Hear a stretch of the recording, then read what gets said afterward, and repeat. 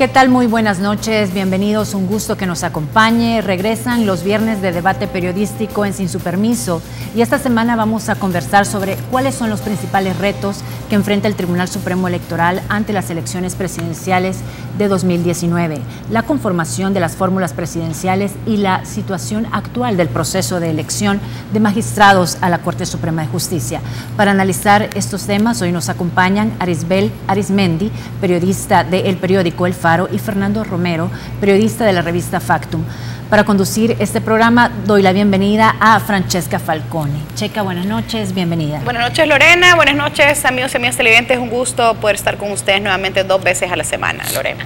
Antes de iniciar la primera pregunta, quiero recordarles a nuestros amigos televidentes que este programa está siendo pregrabado jueves, transmitido hoy viernes por la noche. Entonces puede ser que parte del análisis que hagamos tenga un desfase en cuanto a lo que está pasando en tiempo real. Saludamos entonces a Arisbel y a Fernando. Arisbel, buenas noches. No, muy buenas noches y gracias a ambas por la invitación. Fernando, buenas noches, un gran gusto. ¿Qué tal, Lorena? Francesca, Arisbel, buenas noches. Hablábamos de quizá los temas más relevantes de la semana al inicio, en la introducción del programa, y quizá vamos a empezar con el tercero que presenté, que es la elección de los magistrados. ¿Qué piensas, Arisbel? ¿Crees tú que este viernes tenemos ya magistrados electos en la plenaria? No, la verdad creo que no habrá nueva sala todavía, que las discusiones han estado pues paralizadas un poco desde el pasado domingo, cuando estaba programada una plenaria que no se dio debido a que no hubo acuerdo ni consenso entre los partidos políticos, y pareciera que todavía eso sigue existiendo. Hasta la información que nosotros teníamos, Arena, PCN, PDC estarían de acuerdo, pero todavía Gana y el FMLN de alguna manera presionan para que algunos nombres entren, pero algo está pasando dentro de la bancada de Arena también, que está un poco pues deteniendo el que Arena tome ahora sí una decisión sobre cuáles serían sus propuestas. Y creo que sobre eso Fernando tiene quizás algunas cosas que decir. Fernando. Claro. Bueno, nosotros recién ahora publicamos un artículo acerca de cómo la fracción arenera se ha dividido en cuanto a las percepciones que hay precisamente sobre 2 candidatos a magistrados, que son el jefe de probidad, Carlos Pineda, y la actual Procuradora General de la República, Sonia Cortés de Madrid. Sobre ellos 2 hay, digamos, indicaciones o señalamientos de diputados de la fracción de Arena acerca de que son propuestas originales de Gana y que en todo caso podrían responder dentro de la Sala de lo Constitucional a intereses particulares de miembros de ese partido. Eso ha llevado a que un grupo de diputados areneros haya reclamado adentro de su partido y haya advertido también que ellos no estarían acompañando cualquier decisión en la que estos 2 abogados vayan en un grupo de elegidos. Eso también de alguna manera ha bloqueado en realidad la elección de magistrados. Digamos que es esta entrampe que se ha hecho precisamente en la bancada arenera. También hay, digamos que, ciertas valoraciones que hay que hacer, y es que precisamente en la aritmética legislativa, pues Arena lleva la responsabilidad total de esta elección. ¿Por qué? Porque todos los demás partidos son totalmente prescindibles para elegir magistrados de la Corte Suprema de Justicia. Todos los escenarios posibles de elección necesitan de los votos. Y es decir, en todo caso, cualquier mala decisión que se llegue a tomar en cuanto a los 5 nuevos magistrados va a ser de alguna manera responsabilidad de este partido, que a futuro también le podría traer graves problemas de campaña hacia las presidenciales. A mí lo que me llama la atención de esta elección de magistrados es que no tendría nada de malo si tanto el partido de Arena como el partido de FMLN dicen que trabajan por el bien del país, con solo uniéndose Arena con el FMLN para la elección de magistrados ya no estarían acéfalos estos cargos dentro del país. O sea, no entiendo cuál es el punto de honor que tanto defiende el FMLN o que tanto protege Arena, que les impida unirse por el bien del país y demostrar un consenso ante la población realmente. Yo creo que también tiene que ver un poco con cómo se han dado las negociaciones en esta nueva legislatura, ¿verdad? Si nosotros vemos cómo ellos eligieron la junta directiva de la actual legislatura, en la que dejaron pues a Gana y el FMLN solos, lo mismo que hizo Gana y el FMLN en la pasada legislatura. Correcto. Eso te habla también un poco de las relaciones que han tenido. Y ahora, era un poco lo que decía Fernando, en la comisión Arena, PCN, PDC podrían fácilmente ya decir, esta es nuestra lista, pero como necesitan mayoría calificada, que son los 56 votos, ellos tienen que obligatoriamente o decir al FMLN, dame el apoyo, o decirle a Gana. Y según la información que tenemos, han ido con los dos, conversando, porque de alguna manera Arena también quiere decir, vaya, yo tengo la mayoría, tengo el control, pero te dejo algo a ti y te dejo algo al otro. Y el juego que Gana y el FMLN han hecho un poco también es decir, bueno, nosotros dos, a menos que nos metas en la discusión, o sea, si no nos metes, no vamos y no te vamos a apoyar. Y esa alianza que en algún momento se creyó perdida del FMLN Gana, no está tan perdida, sigue siendo de alguna manera fuerte dentro de la Asamblea. Vamos a escuchar una nota que preparará el equipo de Teleprensa. Ahí da declaraciones el presidente de la Asamblea Legislativa y miembro del partido Arena, Norman Quijano, sobre este tema. La de anoche fue una breve plenaria, solo para cerrar la que dejaron abierta el viernes. Sobre los magistrados, la elección sigue estancada. Y este es un cabildeo que es natural, que siempre se da, un poco difícil, y ahorita queremos hacer las cosas lo mejor que se pueda. ¿Y el FMLN cómo ha recibido las críticas que hay de afuera por las personas que se pretende elegir? Bueno, mira, siempre hay críticas, siempre hay cuestiones. Lo que sí que figuritas de Hilo Vasco no van a salir. ¿Están eligiendo a los más capaces? Son los más capaces, ustedes vieron, si ustedes estuvieron, no me diga que no me cuestione. El FMLN y PCN dicen que ya están listos para elegir, pero Arena sigue revisando perfiles. Estamos buscando a los mejores hombres y mujeres para que vayan a la sala de lo constitucional y a la sala de lo civil. Da la impresión que algunos están corrigiendo la plana. El jefe de probidad de la Corte coincide en varias listas de apoyo, pero ahora el presidente de la Asamblea asegura que Carlos Pineda nunca debió postularse. Quien tenía que haber depuesto cualquier aspiración como magistrado, estando ostentando un cargo como el jefe de sección de probidad, es esa persona. Esa persona no debería de haber aspirado, a menos que hubiese renunciado de ese cargo, pero sostener el cargo y mantener una aspiración a magistrado genera un gravísimo conflicto de interés. El diputado no partidario, mientras tanto, explica que los parlamentarios con procesos abiertos por enriquecimiento ilícito ni siquiera deberían estar participando en este proceso. Y esto complica más la aritmética, sin embargo, debe cumplirse la ley y hay diputados que están siendo investigados que no deberían de emitir voto. Y es un hecho. El tema ya se mezcló con el ambiente electoral de la presidencial 2019. Yo diría que lo que haga bien o haga mal la Asamblea Legislativa en esta elección va a afectar para bien o para mal las coaliciones. Esta elección va a ser determinante para que cualquier coalición o esfuerzo partidario de cara a la próxima elección pueda tener carácter convocante o no merezca ninguna credibilidad. La próxima plenaria quedó convocada para el viernes a las 10 de la mañana. Mientras tanto, la agenda legislativa estará marcada por estas negociaciones. Y lo más grave es que mientras no hay acuerdo, sigue congelado el trabajo en la Sala de lo Constitucional. Para Teleprensa, Canal 33, Guadalupe Bonilla.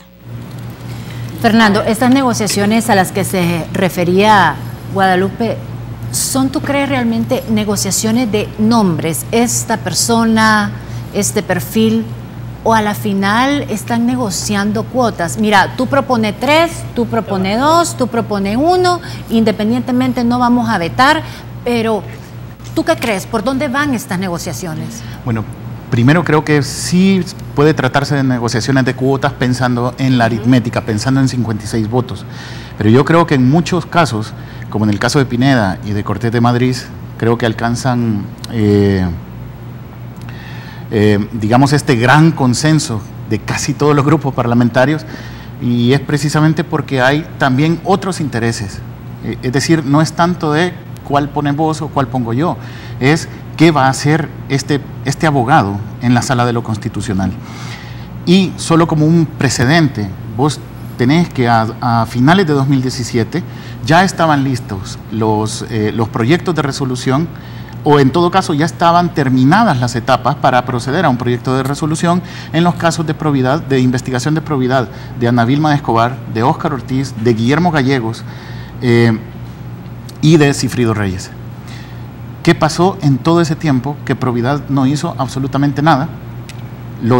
Algunos magistrados empezaron a pronunciarse de que había retrasos sin justificación de parte de probidad, y de repente ahí en febrero, marzo se da la sorpresa de que el jefe de probidad anuncia que quiere ser magistrado también.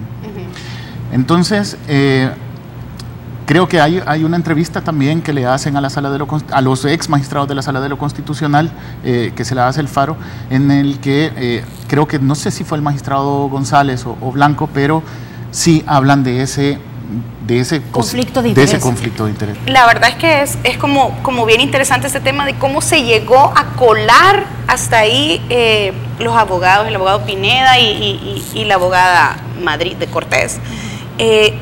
Esto se pudo haber evitado realmente, llegar a este cruce de listados para elegir candidatos si hubiese habido algún cambio en el proceso de preselección, ¿verdad?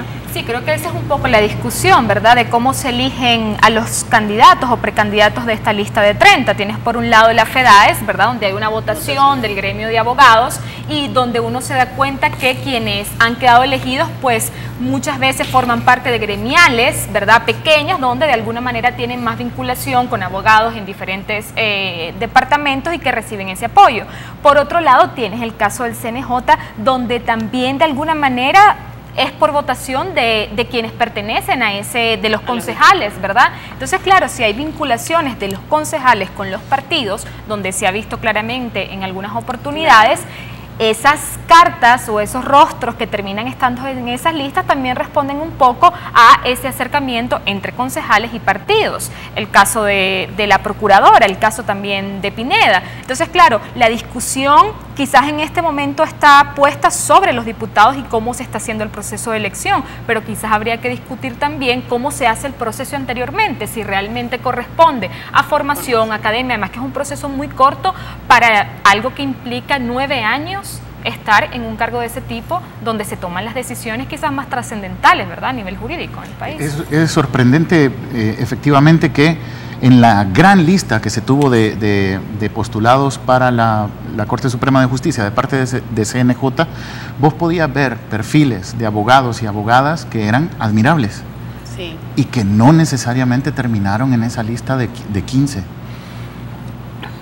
Y precisamente venís a tener de elegibles a estos abogados con grandes conflictos de interés, y entonces decís, o sea, en realidad, ¿qué pasó en el CNJ? Y no debe sorprendernos. Observadores internacionales que vieron la elección del CNJ sacaron su informe y expresaron grandes anomalías que se dieron en ese proceso de elección, de selección de candidatos. Igual, discutíamos el martes en el programa que tuvimos al diputado independiente y a Ramón Villalta. Ellos decían que uno de los principales problemas es que no se cuenta con un instrumento científico para escoger a los magistrados, y que lo que hace la Asamblea Legislativa es pasar por una serie de entrevistas, pero que ni siquiera hubo un reporte de cómo salieron evaluados utilizando la única metodología de evaluación, que fue la entrevista. ¿Qué opinión te merece eso, Arisbel? Sí, la Comisión Política, cuando inició en esta legislatura, dijo, bueno, vamos a crear una subcomisión donde vamos de alguna manera a transparentar el proceso y vamos a evaluar de la mejor forma a través de una serie de entrevistas, donde lamentablemente cada diputado hace lo que considera y pregunta también lo que considera. Incluso en algún momento hubo discusiones de la propia sociedad civil porque uno de esos diputados no dio cabida a preguntas que venía del propio público, y hubo un poco esas discusiones. Y cuando uno ve ese documento final que entrega la subcomisión a la comisión política, es casi simplemente una transcripción de cómo se dieron esas sesiones. No hay ni siquiera una deliberación por parte de los diputados, o quizás una invitación también de ellos a otros representantes de la academia, del sector civil, donde de alguna manera aporten a tratar un poco de entender quiénes son, de dónde vienen, cómo piensan, que eso es lo que creo que se ha fallado. O sea, nosotros quizás conocemos los perfiles y nos cuesta incluso definir exactamente muchos de esos nombres, pero la ciudadanía, nos preguntamos seriamente si la ciudadanía sabe quiénes son esos nombres. Yo no lo creo, no creo que sepan exactamente. Y lo risible de todo esto es que cuando vos llegás a la instancia política que es la Asamblea Legislativa, la forma de elección no tiene absolutamente nada de técnico. Es, hagan sus listas y juguemos, porque parece eso. Y es un juego de entrecrucemos nombres y quien salga más mencionado, ese es el que gana. Que al final de nada sirvió toda esa, ¿cómo se llama?, publicidad de que elijamos buenos magistrados, que el proceso se hizo público, que las entrevistas fueron públicas, si se terminó como hace 9 años, con el mismo esquema de intercambiemos nombres en las listas partidarias. Que además ellos mismos nos quieren que los cuestiones sobre qué piensan o no sobre estos perfiles. O sea, es bastante difícil de alguna manera comenzar a ver si realmente hay un cambio en cómo se da el proceso cuando ni siquiera los propios diputados quieren responder a la prensa por qué o no están decidiendo sobre determinado perfil. ¿Cómo creen ustedes que termine esto? Yo creo que está complicado, digamos, saber un poco cómo va a terminar. Creo que quizás una semana más va a pasar la discusión. Creo que también las coaliciones y las alianzas que se están dando a nivel de elección presidencial también tienen de alguna manera, repercusión en esa negociación, sobre todo en el caso de Ghana. Me parece que Ghana ha estado conversando con todos los partidos políticos, ha estado también negociando a quién va a terminar apoyando en una candidatura presidencial, y creo que eso de alguna manera están jugando o está teniendo. Me refería en la pregunta a nombres. No a nombres, no a nombres, porque yo sé que eso es muy difícil. Más bien, esto va a terminar con un mal sabor de boca para la población. O sea, al final, como esto ha iniciado, como se está desarrollando, lo lógico es que termine mal, es que termine con una decepción para el pueblo salvadoreño y que todos digamos, otra vez hubo negociación. ¿O ustedes creen que la plana se puede corregir en lo que queda? No, yo creo que ya quedó el precedente y todo se pudo haber solucionado. Hubo un tiempo prudencial y todo se pudo haber solucionado el mismo domingo, que era el día límite para poder elegir. Norman Quijano dejó abierta la sesión plenaria para el fin de semana para que se pudiera hacer, pero precisamente, como les cuento y como lo contamos, como lo relatamos en nuestro artículo de Factum, es precisamente en este fin de semana en que estalla esa disidencia dentro del Partido Arena, que se rehúsa a dar sus votos por ciertos candidatos consensuados entre todos los partidos. Ahora, yo sí creo que hay que darle quizás un poco de voto de confianza a la ciudadanía y a la sociedad civil, porque también parte de lo que está ocurriendo ahorita, de no llegar a un acuerdo, hay una presión de la ciudadanía sobre esos perfiles que de alguna manera ha tenido un poco de freno, ¿verdad? Y también lo hemos visto en cómo esta legislatura llegó y cómo Arena llegó. Es decir, Arena comenzó con Norman Quijano, con, digamos, también sus cuestionamientos, pero a tratar de responderle un poco a la gente y decirle, vaya, vamos a transparentar, vamos a abrir, estos son los gastos. Es decir, hay una cantidad de cosas que responden a ese último mensaje del 4 de marzo, donde de alguna manera también pues termina influyendo, y creo que la antesala de la sala que se acaba de despedir le pone también un poco a la gente la atención sobre las decisiones que podría llegar a tomar este tribunal. Claro, en la nota de Factum veíamos Sidney Blanco haciendo un llamado de atención. Ojo que él el abogado Pineda no me entregó los papeles que yo solicitamos, y en este programa tuvimos al magistrado González creo que en diciembre, y él nos dijo, pronto se van a destapar casos importantes de corrupción que vienen de una investigación profunda de probidad. No los vimos, no los hemos visto aún. Y a saber si los vamos a ver también. O sea, al final, sí. Pues. Yo creo que lo peligroso de todo esto, peligroso para la institucionalidad del país, es que los diputados, de alguna u otra forma, si no es con Pineda o con Sonia Cortés de Madrid, puedan buscar de entre esos otros 28 quien pueda hacerle las planas en la sala de lo constitucional y con temor se puede decir es que terminen haciendo el objetivo de varios diputados que no lo han ocultado, y es que Providad les molesta. Por supuesto. Vamos a ir a una pausa comercial y como iniciamos al inicio del programa, por supuesto que uno de los temas más importantes de la semana son las fórmulas presidenciales, que ya casi que todas están. ¿Consideran ustedes, Arisbel, que el CD, esta estructura partidaria, tiene la fortaleza que Nayib Bukele necesita para ganar la presidencia de la República? Bueno, no sé si la fortaleza, pero creo que es el partido pues más consecuente o que más se podría acercar al discurso que ha tenido Bukele y de dónde viene también, ¿verdad? Del FMLN, es decir, irse con otro partido, un GANA, PCN, Arenas, que por supuesto eso no va a suceder, sí creo que se distanciaría completamente de lo que, de su origen y de lo que él mismo ha promulgado. Ahora, estamos en el momento de esperar si podrá o no podrá ir con el CD. Ha habido todavía, se supone que esta semana el tribunal tenía que haber tocado el tema, pero bueno, hemos visto que no se ha llevado a cabo, y si se ha llevado a cabo, por lo menos no ha habido un pronunciamiento público, ¿verdad? Y la sentencia de la sala, por lo que nosotros hemos podido consultar, da mucho espacio a que sea el tribunal quien tome esa decisión. Da todo el espacio. Da todo el espacio. Ustedes decidan. Sí, y si haces esto está bien, pero recuerda que también tiene un diputado, o sea, pero le da el espacio para que tome una decisión.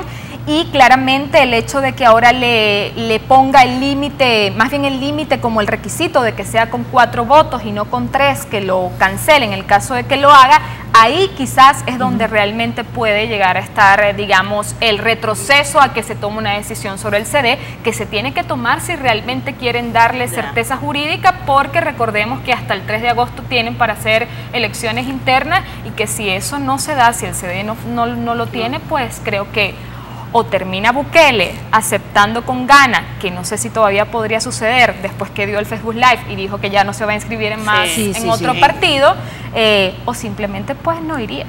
O sea, ese es los escenarios. ¿Tu opinión al respecto, Fernando? Veamos, hemos discutido bastante con los colegas sobre esto.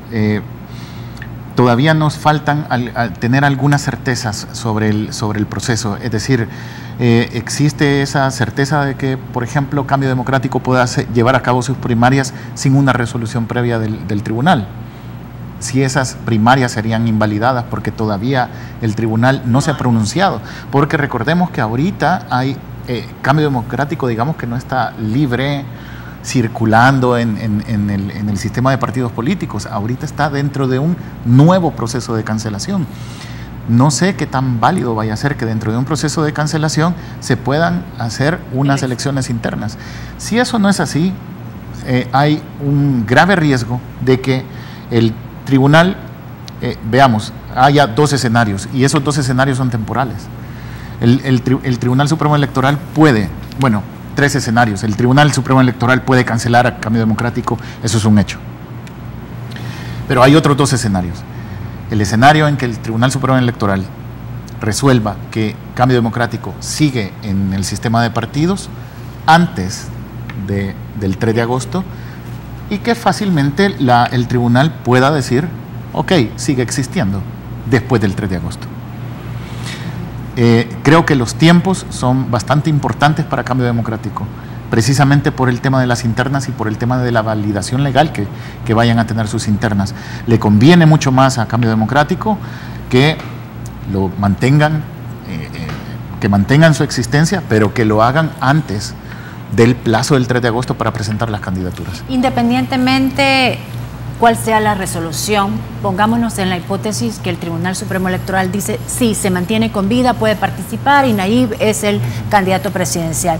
¿Tú crees que es Cambio Democrático una estructura sólida que le servirá como vehículo para el objetivo de Bukele, que es ganar las presidenciales? Fíjate que sí se necesita territorialidad, se necesita estructura partidaria.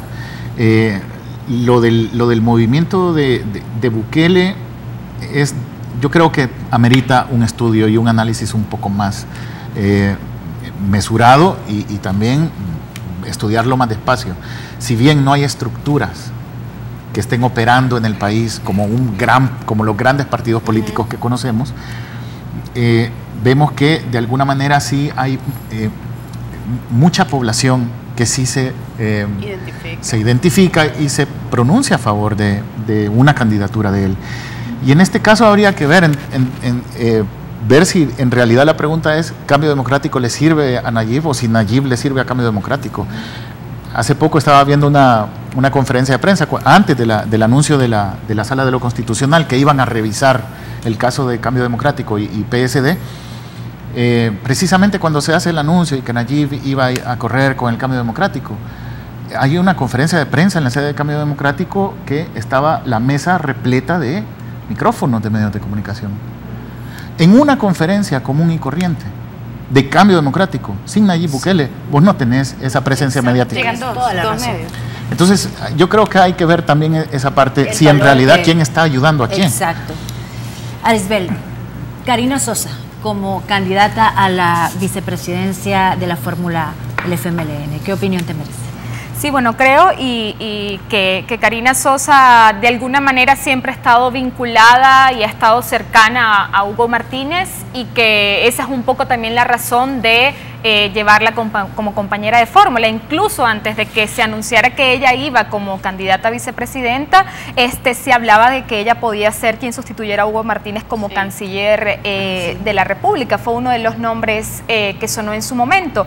Pues mira, yo creo que en el caso del FMLN está tomando a una mujer militante de su partido, ¿verdad? De esa, se le podría decir, generación joven, pero que responde claramente al discurso tradicional del partido, y con una mujer que de alguna manera tiene experiencia en política desde la Asamblea, se le ha visto también en diferentes comisiones, ¿verdad?, con cierto liderazgo, y es a ella quien toma como candidata en una inscripción súper sorpresiva y rápida, ¿verdad?, porque fue el fin de semana pasado la única candidata. Ella seguramente va a ser candidata única, no va a haber y no hay más otros precandidatos, y pues ya es la fórmula presidencial de un partido que creo se ha quedado atrás respecto a todo lo demás que está pasando. Es decir, para mí personalmente, por lo que he podido ver en mis coberturas, pues quien tiene en este momento la ventaja es Arena, por diferentes razones, desde de cómo viene el 4 de marzo hasta toda la estructura que tiene, porque además cuando uno se pone a ver los números, en el caso de la elección legislativa, quien menos perdió fue Arena. Ahora, en una elección presidencial es diferente. Yo creo que también hay que esperar las próximas encuestas de agosto, después de todo lo que ha venido pasando en este momento, a ver qué está pasando exactamente. Hay algunos que comentan que quizás todos van para abajo y que serán otros hechos lo que determinen realmente quién comienza a subir después cuando inicie la campaña, ¿verdad? Carmen Aida Lazo fue presentada también como miembro del PCN, se inscribe en el PCN jueves para poder participar como candidata a la fórmula presidencial en la coalición Arena PCN.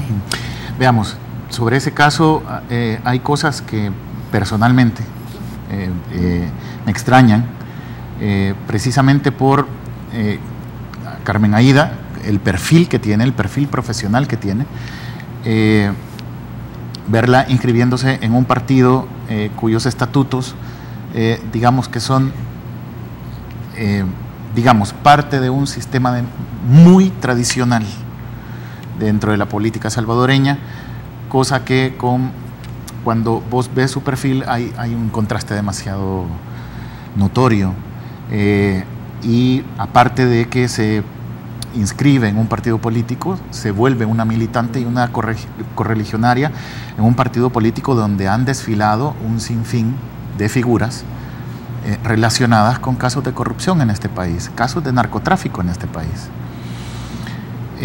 Entonces extraña mucho. Se puede entender de alguna manera que es un mecanismo, es una estrategia dentro de una coalición entre Arena y PCN, pero en todo caso, si de verdad era tan natural ese evento de inscripción, me extrañó en todo caso que no estuviera, por ejemplo, el candidato presidencial.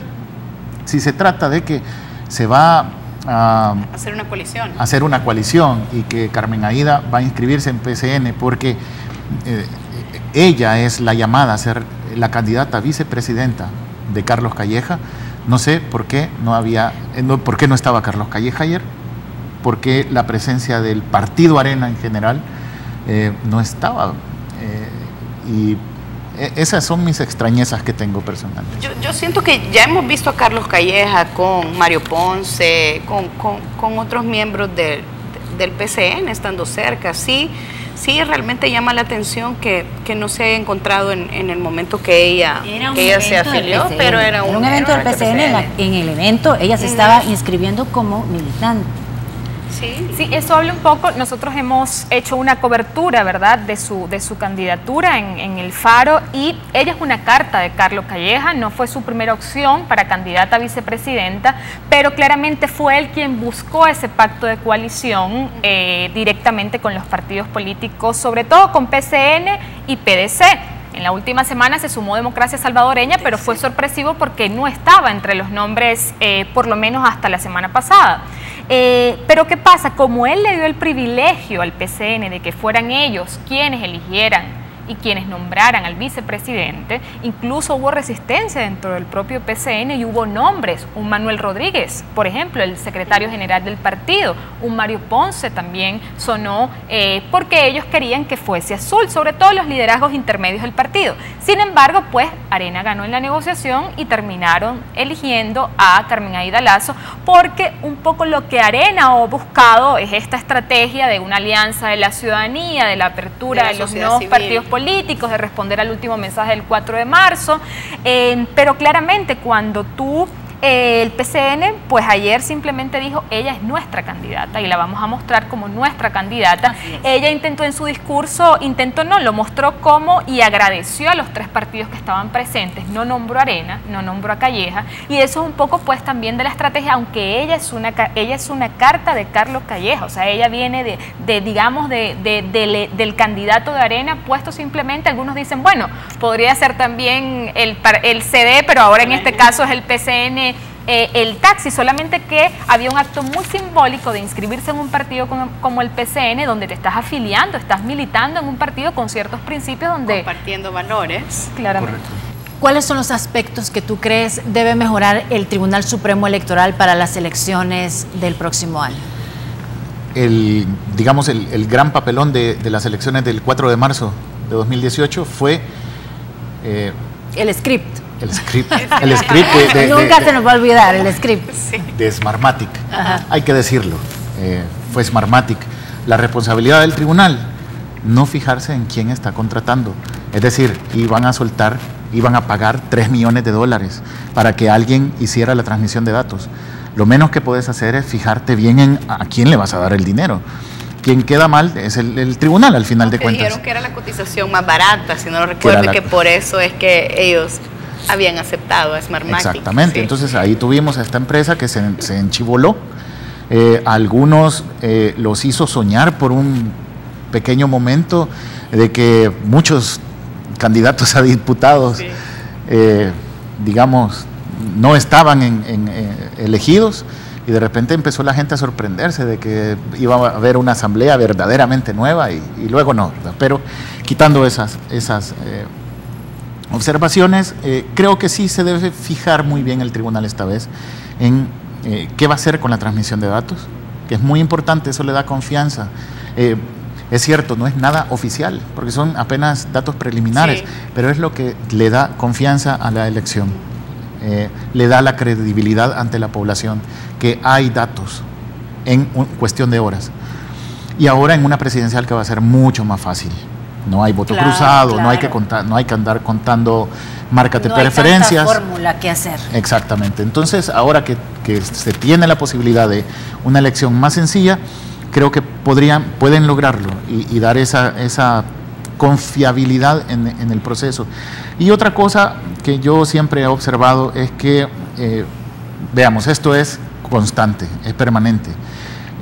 Creo que una buena elección y una buena cobertura electoral de parte del Tribunal Supremo Electoral tiene que ir también enfocada en dar el derecho al voto. y vos tenés que en las elecciones, el día de las elecciones, vos tenés gente ingresada en los hospitales. Vos tenés que ver como autoridad electoral cómo le acercás las urnas a esta gente. Y otra cosa también son los reos que todavía no están condenados, pero que están encerrados. Esa gente también tiene derecho a votar. Y también, ¿cómo ven ustedes el hecho de que de repente el tribunal llama, por ejemplo, a los ciudadanos para que integren los organismos electorales temporales? ¿Está bien eso? ¿Debería haber algún tipo de modificación en este esquema que se implementó en esta elección recién pasada? Sí, que fue un poco también, digamos, cuestionada también por cómo se hizo y cómo al final algunos ciudadanos, a pesar de que fueron de alguna manera preparados para eso, no lo terminaron haciendo porque se consiguieron que los partidos políticos ya tenían de alguna manera sus delegados. Es bastante complicado en unas elecciones que siempre se han realizado de esa manera, donde los partidos políticos conocen muy bien cómo se llevan a cabo de manera operativa, ¿verdad? Pero ese era el otro punto que creo que va a tener el Tribunal Supremo Electoral que trabajar para que esto no vuelva a ocurrir también, porque además creo que eso lo que lleva es que la ciudadanía también sea aún más escéptica, ¿verdad? Porque no van a querer luego participar si ya la ciudadanía por alguna razón no ha decidido participar activamente de ese proceso. De alguna manera, si ve tampoco que las cosas se hacen y que una vez ellos lleguen al final puedan participar, de alguna manera eso retrasa la participación de la ciudadanía. Creo que en esos puntos, y bueno, esperar también el presupuesto que les sea aprobado para la elección, ¿verdad?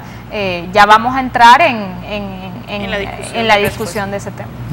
Bueno, queremos agradecerles a ambos su presencia esta noche. De verdad que siempre quedan algunos temas pendientes y por supuesto que los días viernes siempre vamos a tener este debate periodístico. Vamos a estarlos invitando. Muchas gracias Arisbel, muchas gracias Fernando. A la orden, gracias. Checa, buenas noches. Buenas noches, Lorena.